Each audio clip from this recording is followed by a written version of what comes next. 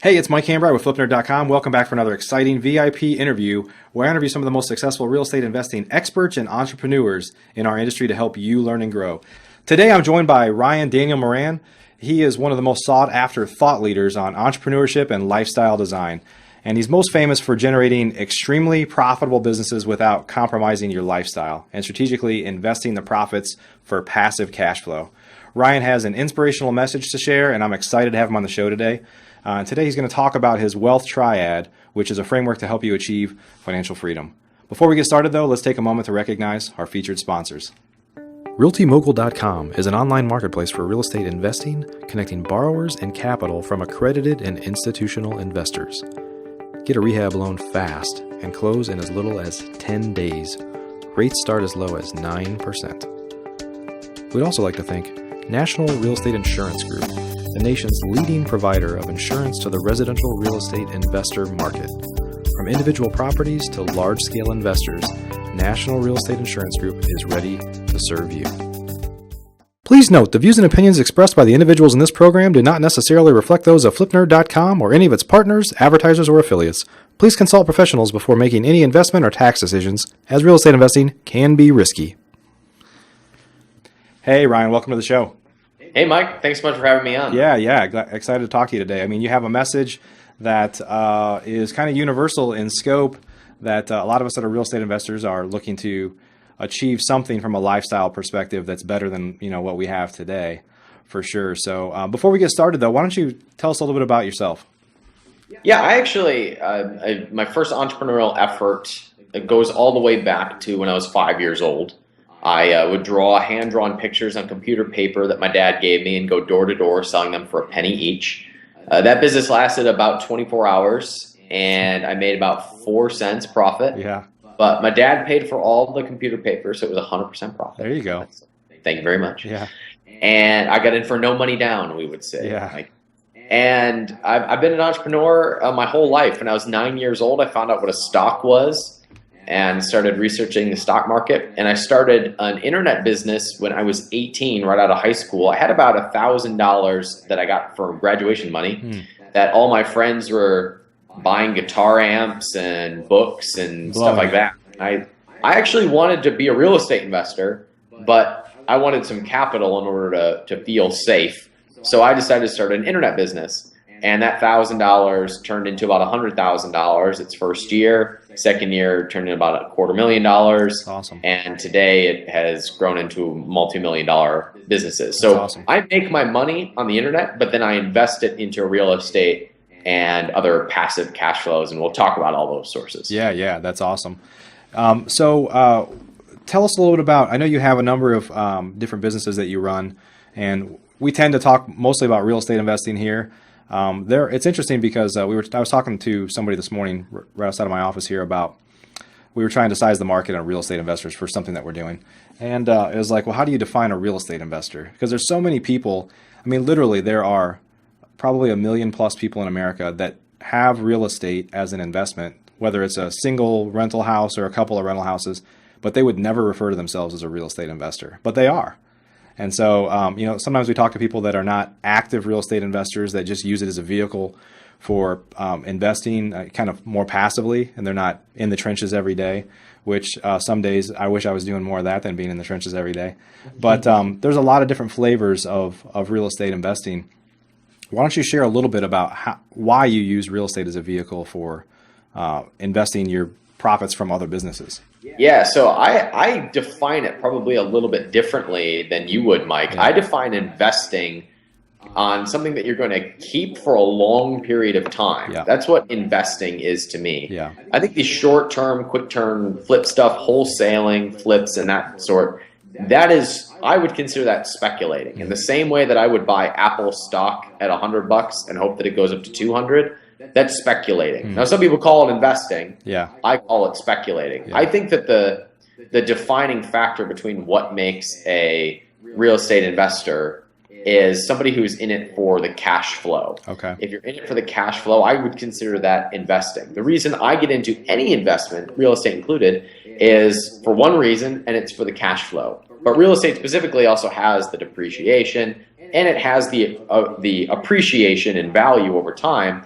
But I'm not in it for the appreciation or the tax depreciation. I'm in it for one reason, and that's because it spits out cash flow while I'm holding on to it. I look at investing as a way to transfer money from one form into another and to get paid for making that transfer. So I transfer $100,000 from my bank account into a house. I haven't lost that net worth. It's probably gone up because chances are I bought it for under market value. Yeah. But it's also paying me that rent every month to be transformed into that form. Right. So that's how I view investing. It's my opinion that if you're buying at one price and selling for another, whether it's wholesaling or flipping or whatever it is, that you're in for a very different reason. Yeah. I'm in internet businesses, and they make a whole lot of money. But I'm not an internet business investor. I am in the internet business. I am speculating, if you will. Yeah. We're going to use my terminology. And that's where I make my upfront cash that I live on.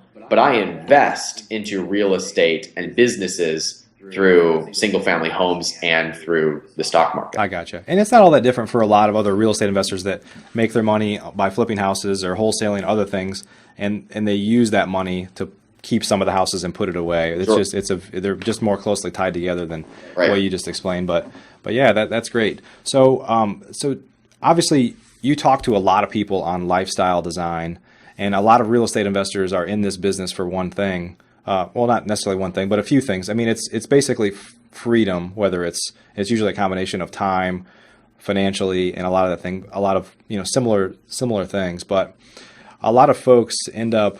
We talked about this a little bit beforehand, end up creating a job for themselves.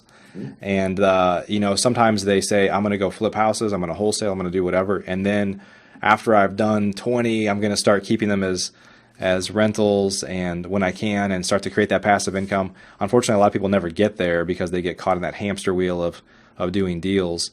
But to have that type of lifestyle that you want, or that financial freedom that you want, you have to get to a point to where you're building some passive income that allows you to still make money, whether you take a day or a week off here and there. Yeah, I think a lot of investors get into investing because they're excited about the possibility of enjoying their life, of not clocking in somewhere. And what they find is that they end up clocking in even more than they were at their job, looking at deals and doing flips and going to networking events and whoever you're connecting with is sapping you of time and energy, and they never get to the point where they're actually free. I think the result of that, or the cause of that, is not having a clear idea of what you want your life to look like once you reach the level that it is that you want. I call it the space. The space is that gap between what you want your life to look like and what you have created. And so many people have this idea of what they want their life to look like in their head, and they have the finances to get there at some point, but they haven't filled the space. Right. They haven't filled the space with their actual lifestyle that they want to live. So they get caught in this idea of just working and growing their stuff rather than actually growing their experiences and their lifestyle. Yeah. So I always advise entrepreneurs when they're starting an internet business or a real estate business or whatever it is, to be very clear on what they want their lives to look like once they reach a certain level. And then it's a lot easier to move your lifestyle in the direction that you want, rather than getting caught in this idea of just one more deal and then I'll feel secure, because that continually eludes us. Yeah, one of the challenges I think with real estate investing that's a lot unlike a lot of other businesses is they're bigger deals, so there tends to be this mentality of it. You're constantly in a feast or famine situation. And, somebody could, if they didn't have a lot of overhead, they could potentially do a few deals a year and make a lot of money. But it's that 6 months waiting for the next deal to happen that starts to lead you to believe that, it's a very inconsistent business. It's hard to plan. And so even some people that do really well with real estate, it's like they've lived through the depression before and they ain't ever going back. And so, they just tend to squirrel stuff away to where they have maybe a lot of reserves in their business, but they never let that influence their freedom or their lifestyle that they want. The oldest part of our brain is the reptilian part of our brain that has no cognitive ability except how to stay safe Yeah. and how to stay secure and how to stay alive. And that doesn't go away. That idea of I need more in order to feel safe, it never goes away. You can have $100 million in the bank and you will find a way to worry about what happens when you have $100 million in the bank. I mean, most people I know worry more about money when they have a lot of it than they did when they were dead ass broke and they had $50 to their name and they were like, I can go out to eat today. And then when you have $1 million in the bank, it's like, oh, I should save this $50. I don't know what happens in this shift, but there's this fear of it all going away, and that mental noise just continues to get louder as you make more money. So I say, let's not try and make it go away. Let's not try and make more money to make it go away. Let's harness it in a way where we can actually control it. And for me, I had a little conversation with my mental demons, if you will, and said, okay, how much money do you actually need in order to feel safe? And I answer from today, right, and write that down. Yeah. And now I know that when I'm going to get there, I'm going to want, twice as much in there to really feel safe, Right. which is all an illusion. But I make the intention now of this is what I want to feel safe. This is what I want in this account. This is what I want invested into this area. And I found that the best way to really clear those mental demons is to just have a consistent plan for building up passive income and to have a direction where your funds are going to go. Otherwise, I mean, for years, I just saved as much as I could and felt more and more insecure as I saved more and more. But the more that I invested it and the more that I followed a strategic plan, I boiled it down to what I call the wealth triad. I find the more that I invest in that sequence, in something that really works clearly for me, the more my mental demons quiet down even more. Yeah. So talk a little bit about your framework. I mean, how do people get started with taming their demons? I have a three-part, what I call the wealth triad, strategy that I follow for financial freedom. And if you just imagine 3 boxes, and it's got a flow chart between them. That first box is where you disconnect the idea that you are compensated for your time. We are not compensated for time, although we're trained to be compensated for our time. We're compensated for the value that we bring to the marketplace. Most people that are in real estate already know this. They know that they're not compensated for their time. They're compensated for the value of each deal and what they bring to the marketplace. But as I said earlier, that idea of trading one property at one price, selling it for another, that fits into this category. That is where you're generating new cash. So rather than working a job, we're providing value in the marketplace and we're getting compensated for that, whether it's wholesaling, doing flips, or whatever it is that's bringing in new cash. If it's not connected to your time, it's connected to value. That's the first piece of it. That's your first step. And that's where most people are listening to this currently out. Probably, yep. So that second point, that second part is taking the cash that is made in that first part of the triad and putting it into high yield, low risk investments. These are investments where your principal does not go down. You can access it and it spits out a high yield return. So this would be, I have 3 places where I can put these. For me, it's single family houses, because where I invest, I can get a house for between $50,000 and $75,000, put $5,000 into it, and get my golden rule of 1% return per month on that money. That's my golden rule in this area of the triad, is 1% return on my money. So if I'm in a house for $70,000, I want to be profiting $700 a month after taxes, insurance, paying my property manager, and all that. And I'm able to hit those numbers fairly easily. In fact, usually I'm at 1.4, 1.5% per month. As long as you can get that 1% per month, you are doing extremely well as far as long-term cash flow. So single family houses are the first place you can get that. The second place is through real estate investment trusts. So if you just want to flip houses, take your cash and put it into a place that's going to give you monthly cash flow, you don't want to be a landlord, you don't want to buy houses and hold them, you can put them into real estate investment trusts. And just in case somebody doesn't know what those are publicly traded real estate companies. So they are They're health companies that have health facilities. Right. They are commercial properties with thousands of units of holdings in apartment buildings. Right. And they pay out, on average, between the ones I like, about a 10 to 12% dividend per year. And some of them pay their dividends out monthly. So my favorite is AGNC. It's an American Capital Group.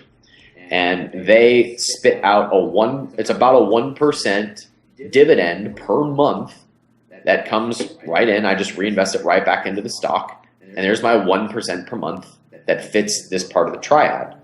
Okay. Other ones that I like are NLY and TWO, like the number 2.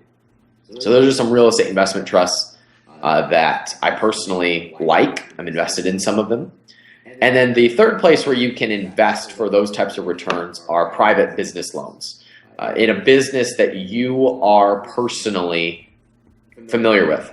For example, for most people who are listening, this would be funding other people's flips, right, and getting a fixed amount return. I've personally done this. I have a buddy who flips houses. I will loan him money, and we have an agreement that I get a 15% annualized return on anything that I loan him, which averages out to about 1% per month, yep, which is perfect. It's secured by the note. It's secured by the real estate.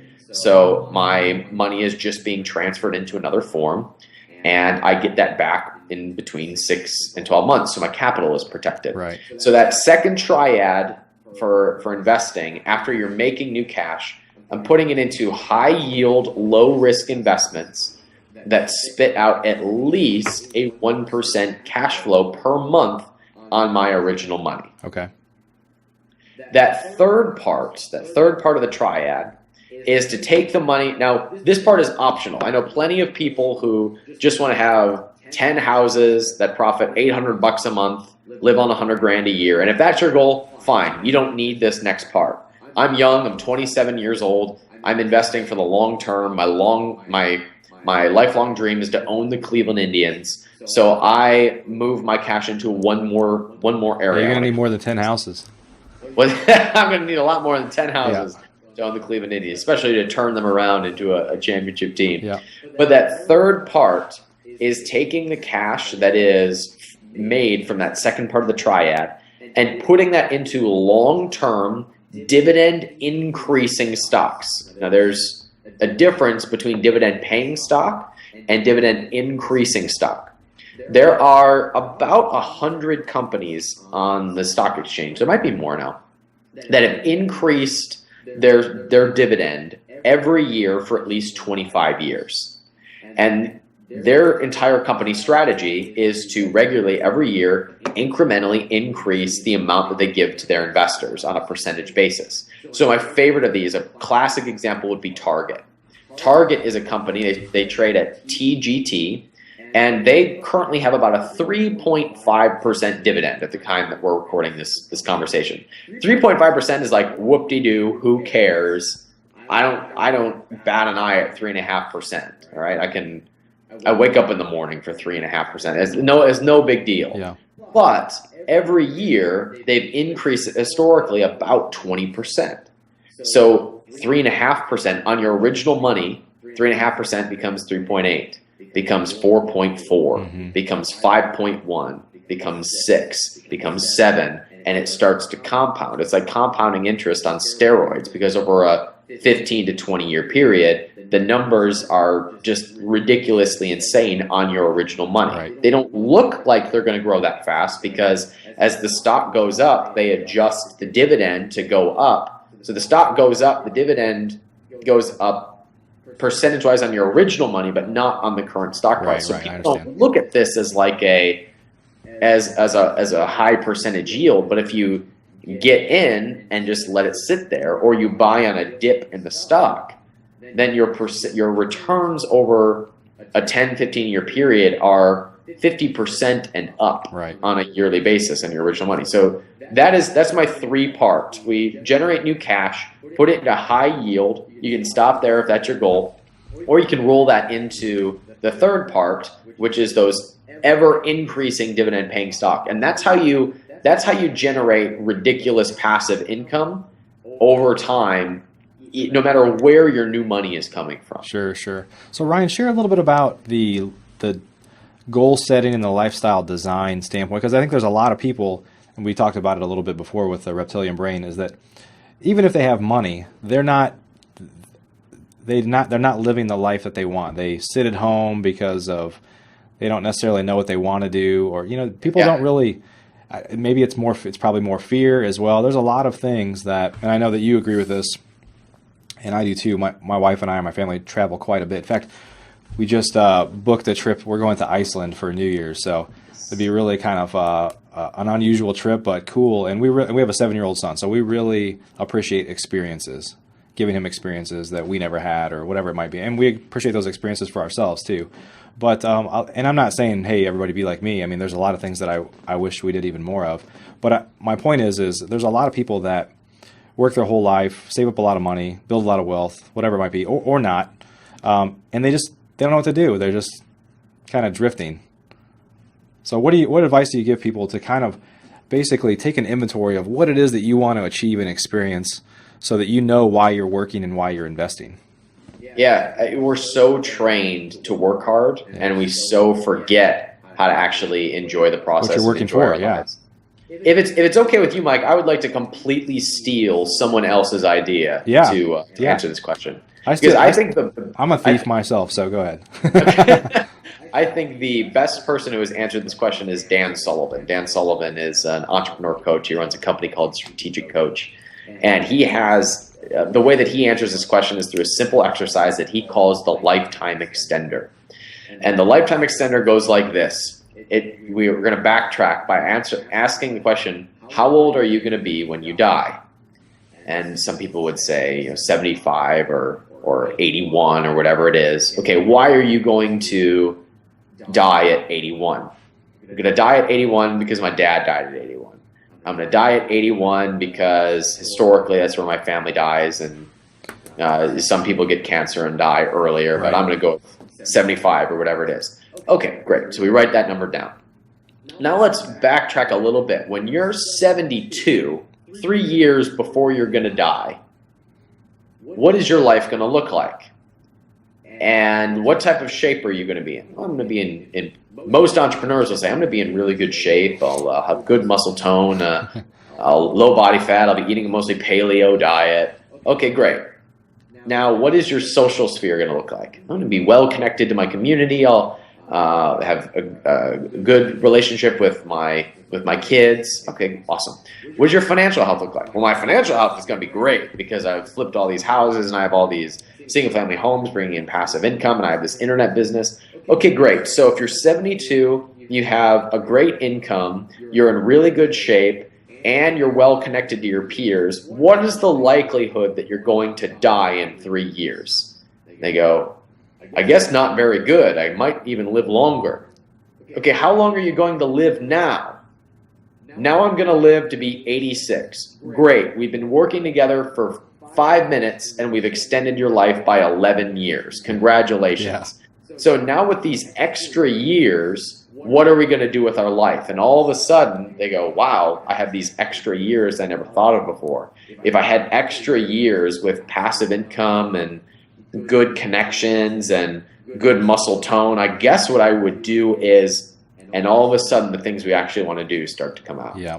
So for me, I'd be at every friggin' Cleveland Indians baseball game with eye black on my eye, and I'm 85 years old and got a jersey on and am cheering my head off. That's me in my lifetime extender. It's giving back to community. It's volunteering. So in those extra years, all of a sudden, bonus time, as I like to call it, is a really good indicator of what's important to us. Yeah. And when we are clear on what's important to us, we can then start to weave in, okay, how do we now take those things that we've clearly identified are important to us and start to weave them into our everyday existing life? Now, a little weird thing happens when you do this, and that is when you start to put those things as your priority, somehow you make more money. I don't know what it is, but when those things become your focus, money starts showing up. And I think it's because you're not trying to control it as much. Yeah. Because when you're happier and when you're actually enjoying yourself, you find ways to be more creative, because deals and ideas and how can I structure this so that it makes more money somehow just flows to us rather than us sitting there trying to force it, which is what so many entrepreneurs and investors do, is they try to force money to show up, and they don't realize that they contribute more value when they're their fullest selves. Yeah, I think they also tend to money just shows up. I think a lot of certainly real estate investors and a lot of entrepreneurs also have a tendency to figure out a way to do everything themselves or do so much more themselves. And the minute you start to say, I need help with something because I need time to go do something that I love to do or spend time with family or travel or whatever it is, then you start to get those networking effects of, okay, wow, I had this fear that I'm the guy that had to do everything because this is my baby, but I brought somebody in, I found them, and they can actually do more. We were able to grow, exponentially or grow certainly faster than you could at your own rate. Starts to open your eyes to the effects of having a team. I've also found that when you have your time filled up by things that you actually enjoy, you get the most important things done faster. Sure, yeah. And you get them done and they actually get accomplished. I found, for whatever reason, if I reserve a 9 to 6 work day, that most important thing somehow gets kicked off for 2 days. Whereas if I have an hour to do it, I get it done. Yeah. So when you enjoy your life, you end up making more money. Yeah, absolutely. Well, talk a little bit about one of the biggest problems that I think people have, which we just talked about here, is when they have a tendency to push off enjoying their life or their lifestyle to, I'll get to it down the road, instead of starting to kind of weave that into their daily life. I think that's the hardest part, is people like, okay, let me just get through let me just get through the end of the year, and then I'm going to start to do that. Or I know I need to lose some weight, but let's talk about that on January 1st, or whatever it is. But people have a tendency, especially entrepreneurs, have a tendency to push off that satisfaction that they need in their life till some later period, which never comes. Yeah, well, I don't know how to answer this except very woo-woo and almost spiritual, and that is that you're going to die one day. So stop doing crap you hate because you don't have time for it. Yeah. When you really get clear, and forgive me if this is out there for the audience, but when you really get clear on the fact that you're going to die one day, you realize that you don't have time to waste a minute doing anything that you don't really enjoy. Yeah. And that's what we're all in this for in the first place. That's why you started investing in real estate in the first place. Because you do not want to get to your deathbed and say, if only I had done X. In the same way, you do not want to get to your deathbed and say, if only I had taken that trip. If only I had been present with my spouse. If only I had not flipped that deal and played catch with my son. Those are the things that you will regret on your deathbed, not the deal. And the deal will show up probably faster and more profitably if you make those other things a priority. So you're going to die one day. Stop settling by doing things that you hate, you don't have time for. Yeah, awesome. That's such a great message. Ryan, thanks for sharing today. So tell us a little bit about your podcast. I know you have your fellow podcaster, and you preach more of your message there. Tell us about it. Yeah, I've got a podcast called Freedom Fastlane. It's on iTunes. It's one of the top business podcasts. And on Freedom Fastlane, we talk about entrepreneurship, and we talk a lot about investing. We also talk about personal development and having the right mindset for growing million-dollar businesses. We sometimes bring on guests who represent that model, but it's usually just me. And you can find that over on iTunes at the handle Freedom Fastlane. Awesome. We'll add a link for that down below. Anything else you want to share with us today, Ryan? One thing I'll do, Mike, is I'm going to set up a link with just some of the best of my show that I think will be relevant for Flip Nerd. So I'll take some of our investing podcasts and some of the best stuff that I think will be relevant for other investors and people who listen to Flip Nerd. So I'm going to put that up at freedomfastlane.com/flipnerd. Awesome. And that'll just have a link to a best of specifically for the audience of Flip Nerd. That's fantastic. We'll add links for all that down below the video here. So thanks again for your time today. Appreciate you sharing your message. It's one that is really universal for real estate investors and really all people, but a lot of entrepreneurs need to hear it maybe more than anybody, because we get caught up in working so hard for something that sometimes we haven't even defined, or we found a way to push off for far too long. Cool. Thanks so much for having me on, Mike. Yeah. Have a great day, my friend. Thanks. Bye-bye. Are you a member of FlipNerd.com, the most robust real estate investing platform in existence, where you can find off-market wholesale deals and great vendors literally in your market? You can get access to advice from experts and learn about local clubs and events right in your backyard. If not, please visit FlipNerd.com and register for a free account. You can register in less than a minute. It's pretty much the coolest site that's ever existed in the real estate investing industry, so get on over to FlipNerd.com.